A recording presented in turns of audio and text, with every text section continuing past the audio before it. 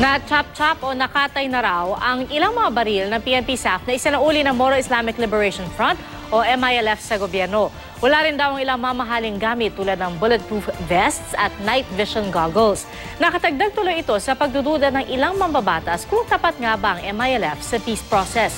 May report si Salima Refran. Sa nalimas na gamit ng 44 na SAF Commando na nasawi sa Mama Sapano, 16 na mga armas ang isinauli ng Moro Islamic Liberation Front o MILF sa gobyerno. Karamihan dito mga M4 rifles, habang 2 ang machine guns. This is a good first step. Ibig sabihin, hindi nagtatapos dito ito, no?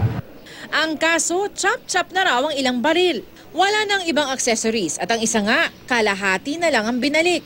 Ayon sa nakausap naming SAF survivor mula sa 84th Seaboard, marami raw mamahaling gamit ang hindi sinuli, tulad ng mga Kevlar helmet, bulletproof vest, magazine, high-end na mga communication device, pati mga night vision goggles na milyon daw ang halaga.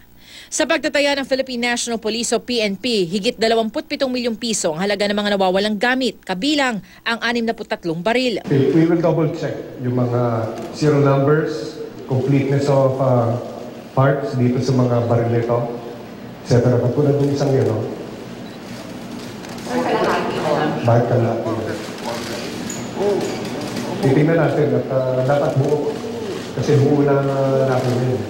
Una nang sinabi ng MILF na ang mga binalik nilang baril ay lahat na nang nakuha ng kanilang grupo. Ang mga nawawala ay malamang daw ibang grupo ang nakakuha. Pero iimbestigahan daw ng MILF ang sinasabing pag-chop-chop ng mga baril at kabilang ito sa comprehensive report na ibibigay nila sa gobyerno kapag tapos na.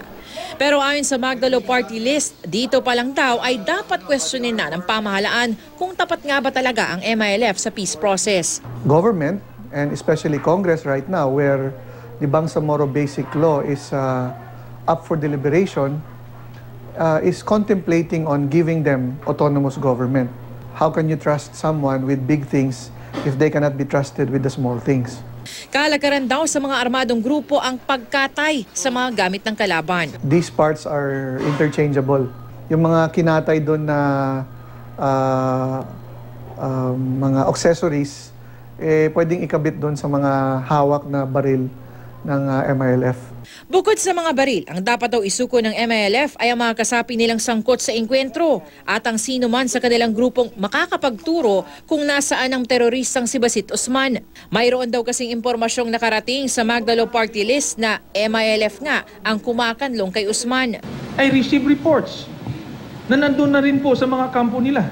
No? Maybe wala po sa Maguindanao, maybe Basit Osman is in Lanao now. I believe may alam po ang MILF sa whereabouts ni Basit Osman.